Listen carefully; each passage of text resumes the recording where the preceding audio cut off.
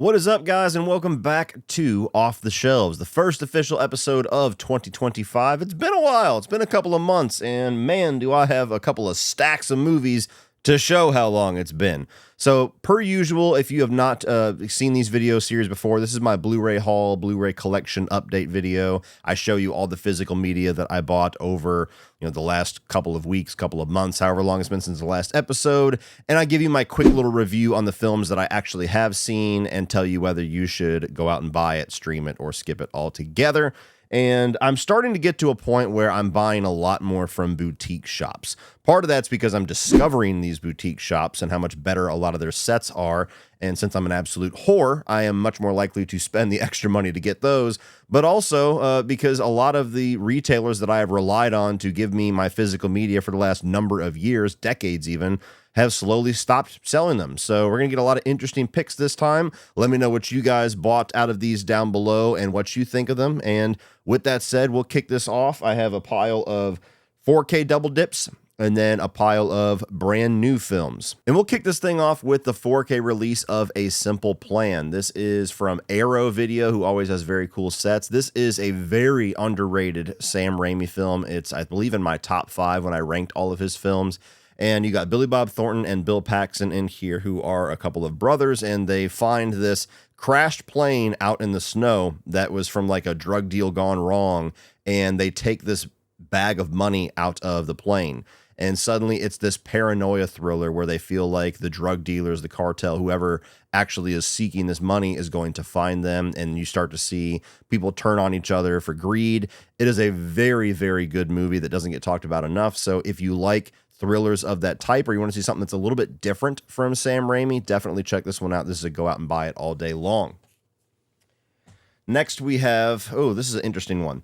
So I already gave the American one to my father because I did not have any reason to keep it, but we had the 40th anniversary of Nightmare on Elm Street, and the American release was basically just a steelbook with this artwork right here, which there's things about this artwork that I like. I like the fact that it's kind of like an old school VHS cover with the stickers and everything on there, but the glove's on the wrong hand. That's definitely not the glove from the original. There was all kinds of controversy with Nightmare on Elm Street fans about how this release was treated, and this is actually the UK release, so it's a lot sexier than the one that we got in the United States. So this one actually is a whole set where you get the steelbook with the original artwork of Nightmare on Elm Street, which these artworks on these the first 5 Nightmare on Elm Street films are so awesome and iconic. I don't know why they don't just keep those going. So on the back, you also have kind of that him coming out of the wall with the spandex. And as far as the extra goodies, you have a whole bunch of stuff. You have a whole fold-out poster of the original film. It was a limited release, so you have here that's kind of giving you the official number. I don't even know if that zoomed in on focus. Sorry if it didn't. And then a whole booklet here that's got a bunch of stills and everything from the movie. I don't want to take the time to get into all of it, but as I said, a much, much cooler release to celebrate the 40th anniversary of one of the most iconic and influential horror films of all time. Why you would do anything less is beyond me, and that's just not me being a Fred head talking. That's just common sense. But yes, definitely check this one out. I think it's still in stock on Zavi. That's where I got this one. So even if you live in the U.S., and I guess this is a little known fact, 4K Blu-rays are region-free. So those of you that don't have the region-free Blu-ray players and are concerned about buying things from the UK stores and everything, if you're buying a 4K release, it doesn't matter. You can watch it. So there you go. That one, of course, go out and buy it. I mean, it's Nightmare on Elm Street.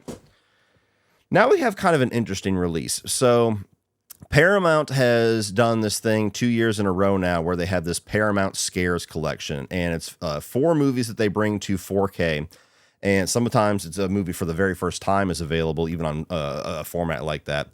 And they're so random. Like last year, it was Rosemary's Baby, and I think Friday the 13th, and a couple of others. Friday the 13th Part 1, I think it was. It was just a random set. Well, this year you got Paramount Scares 2, which is even cooler and even more random. So you have these 4 right here. And so they are the 4K releases of this is Friday the 13th Part 2. So you see the different artwork right there. You have Orphan First Kill. The reason I bought the set, you have Breakdown, which is the best movie starring Kurt Russell that is not titled The Thing, in my opinion, and makes no sense in this release because it's not a fucking horror film, but I'll take it. And then you got, messing up. Then you got World War Z.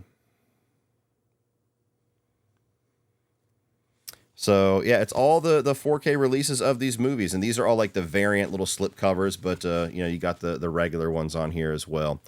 I bought the whole set for Breakdown because I adore that movie. I don't really need a 4K of Friday the 13th Part 2. Orphan First Kill I'm a big fan of. World War Z is okay. So really, I bought it for Breakdown and Orphan First Kill. But yeah, I haven't had a chance to watch them yet. But the Paramount Scares collection, I kind of like how random it is. Like, they just make no sense with each other. But I don't know, that's interesting to me. The fact that they give you separate releases makes it not annoying that they're movies that wouldn't be together. Didn't you guys used to hate it when you would go and you would get like a 2-pack or a 3-pack and it would be movies that don't make any sense? Like, it's not Die Hard 1, 2, and 3. It would be like Die Hard, Christmas Vacation, and something else, like some random shit.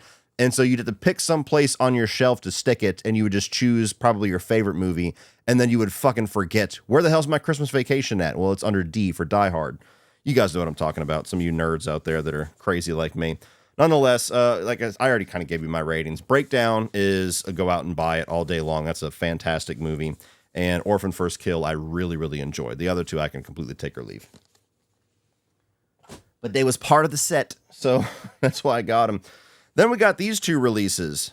We got old Shamhammer's movies with Sixth Sense and Signs. And these are two of the 3 best movies that he have ever made. And just finally on 4K, I love both of them. I revisited them not too long ago before Trap came out, and they still hold up. Sixth Sense is, probably the most iconic twist ending of all time at this point. That and what, maybe Empire Strikes Back would take the cake on that one, but it's up there. And then Signs, I know people, there's people that give shit to Signs saying that it doesn't make any sense. I don't understand those people. I absolutely adore Signs. Both of these are like practically 5 out of 5 movies for me. Some of my favorites of all time. Now we have another release of The Terminator. I think this is the first time The Terminator has been on 4K. I tried my best to get that badass little steel book that, I say badass. It didn't really make sense as artwork for this one. It kind of looked like Terminator Dark Fate art, but it was still a cooler artwork than this one. Sometimes these little slip covers don't get the most TLC. But I love the Terminator film, so I had to get it. I'm waiting for Terminator 2 to get the 4K release that has the director's cut on there, because that one's always the cut that I prefer to watch. Another UK release, I think it was a UK release, but I bought this limited edition collection of Pulp Fiction right here, which has a whole bunch of stuff. It's got a replica contact sheet, it's got lobby card stickers, it's got a pop-up slipcover with the Jackrabbit Slims, which I can show you right here. Maybe I can show you. What the hell? Oh, here we go. There you go. See, this is the type of shit that I'm just going to go broke with. Like, this is the type of quality you get outside of the U.S. We don't give a fuck about our movies over here. You just get a basic bitch clamshell. You get stuff like this from the UK and everywhere else. So, yeah. Pulp Fiction, you don't need my thoughts on that. It's one of the greatest movies ever made, and had to get this. So, check this one out. Now we have one of my favorite comedies of all time that even though everybody that talks about it loves it, I still find it to be a highly underappreciated film, and that is Galaxy Quest. I think this movie is hilarious. As somebody that grew up watching occasionally like Star Trek, Next Generation with my father, we went to see all the Next Generation movies. I've never been as into Star Trek as he was, but he's always been a fanatic, so I would watch it with him. This is like a Star Trek movie's fan's dream, because it's just kind of poking fun at everything in the best way. It's a celebration of Star Wars or Star Trek while being... Well, I almost started a fucking fight there. It's a celebration of Star Trek while at the same time being something that's very like look at the mirror and laugh at yourself kind of thing for the fandom and the tropes of the TV show. It's an absolutely hilarious movie. So if you have not seen this, treat yourself and watch Galaxy Quest, because this is one of the best comedies of all time.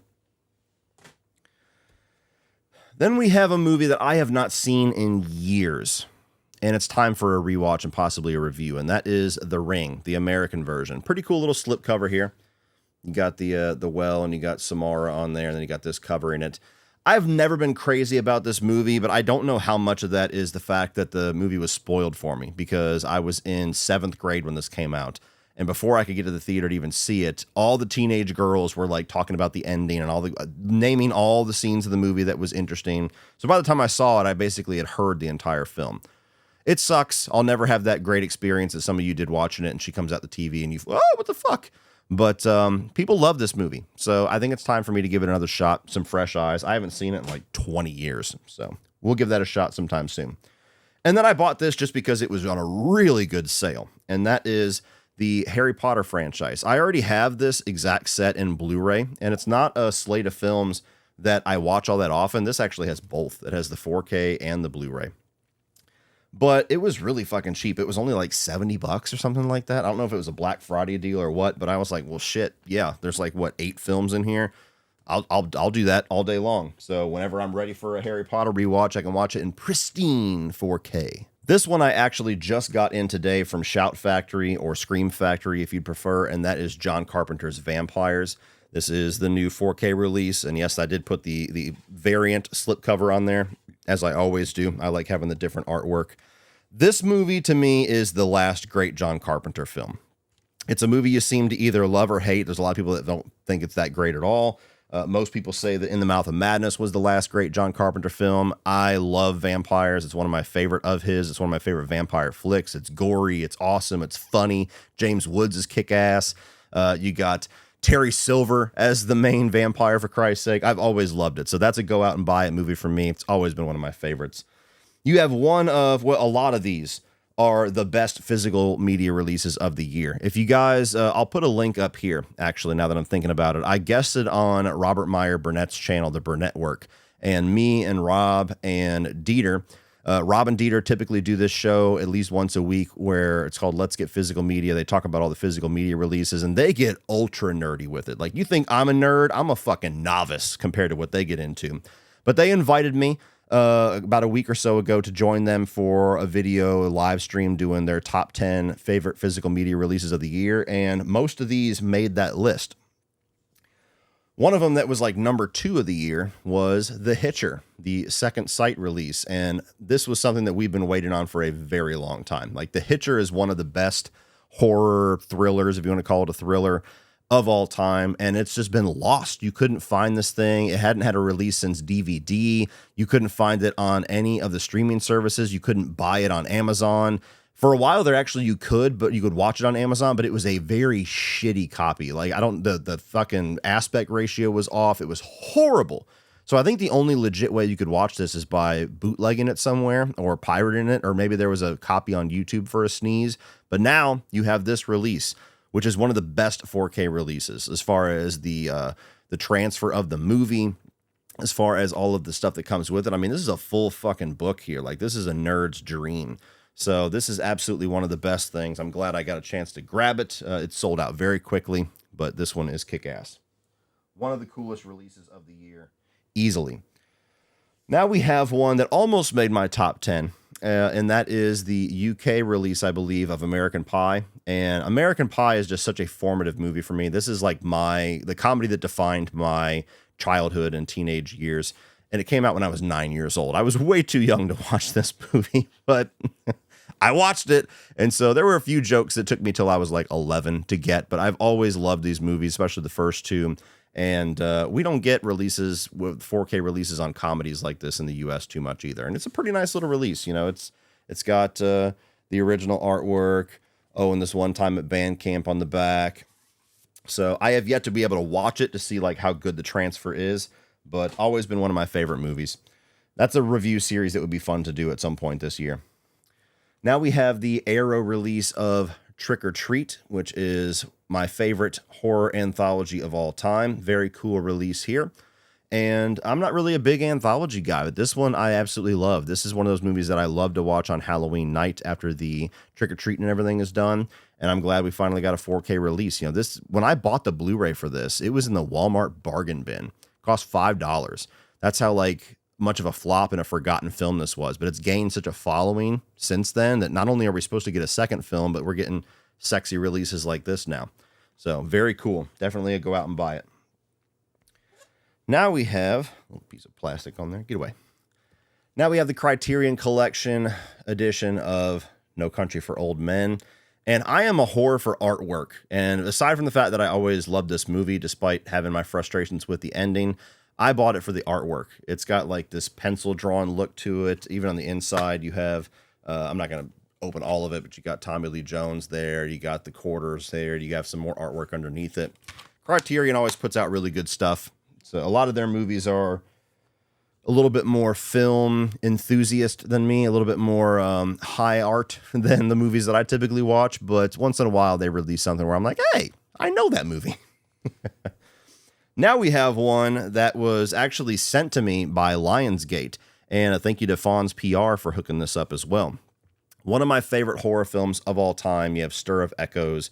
You got this little lenticular cover here where he opens his eyes and then Samantha shows up behind him. And this is just a really, really overlooked great horror film. It came out the same year as Sixth Sense. Sixth Sense absolutely overshadowed it.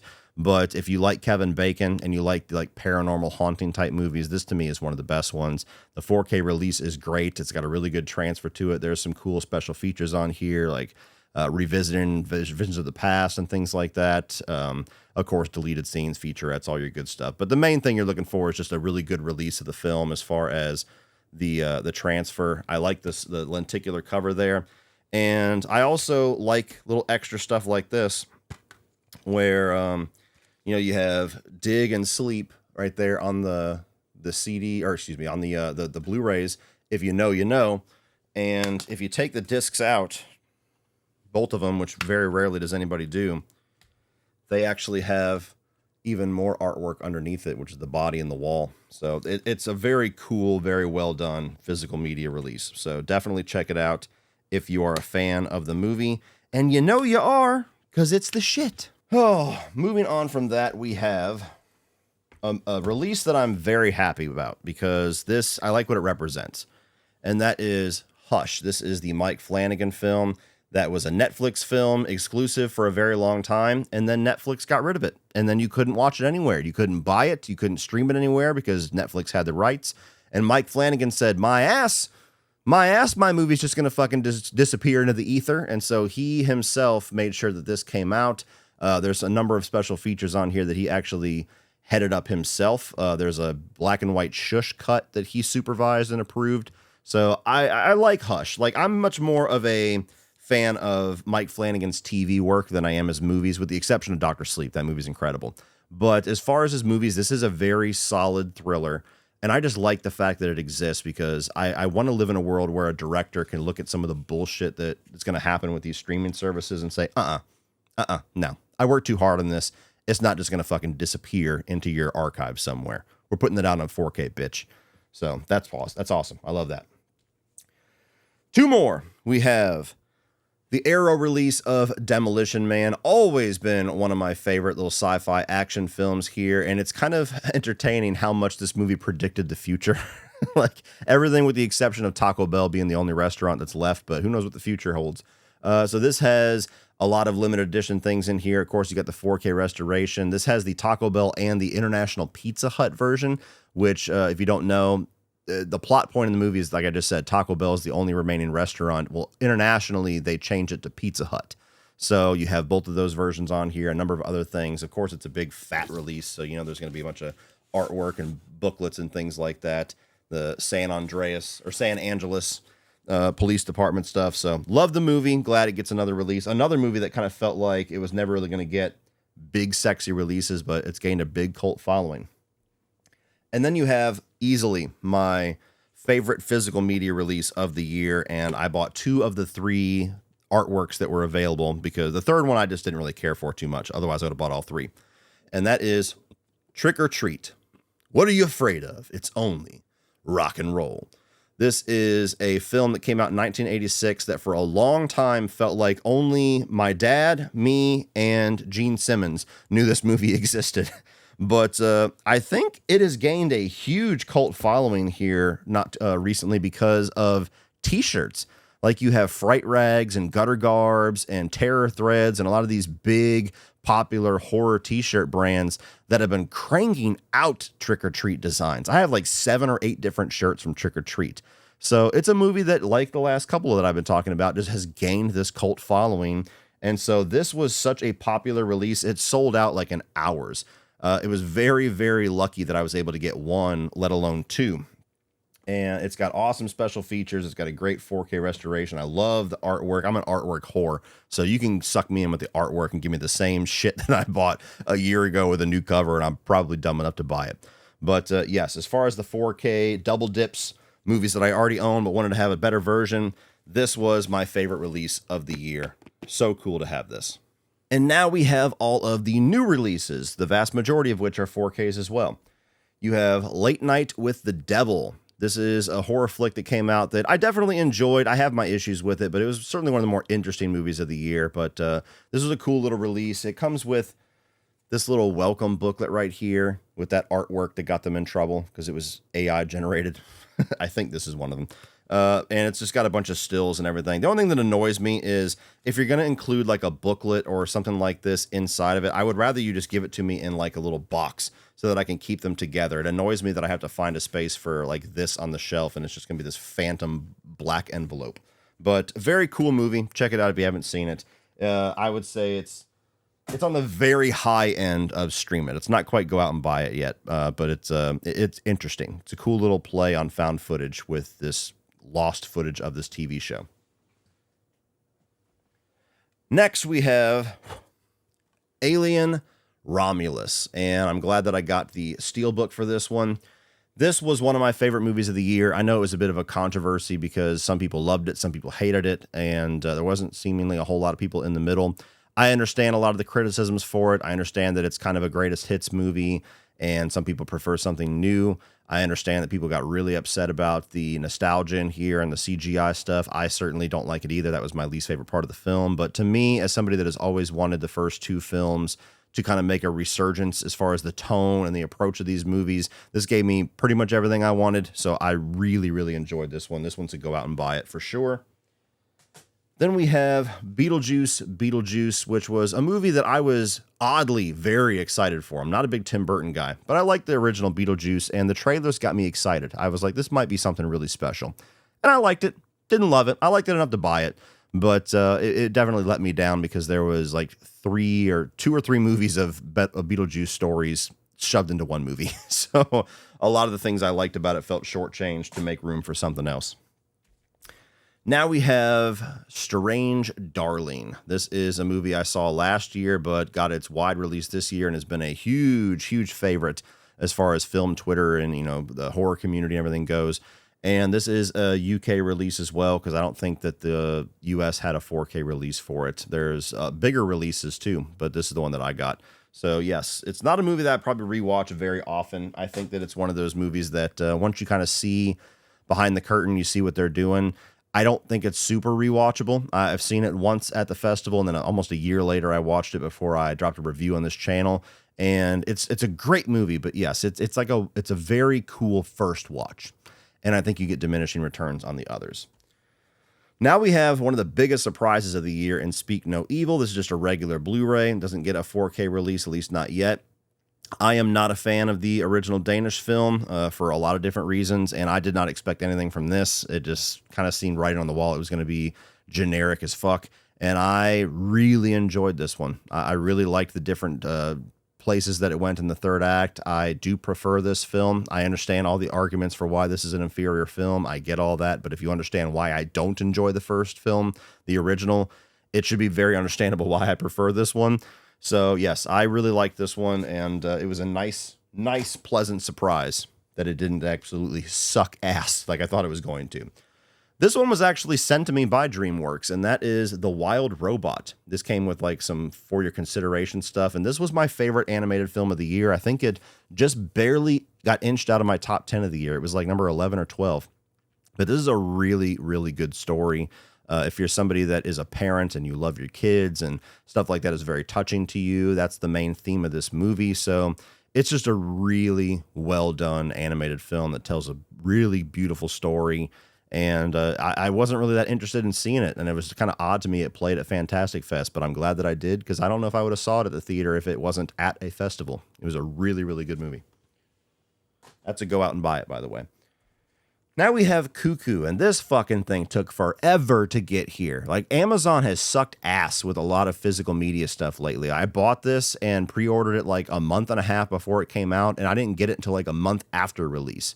So Cuckoo ended up being one of my favorite horror films of the year. It's fucking weird and bizarre and crazy and wild, but I love it for all those reasons. So go out and buy this one as well.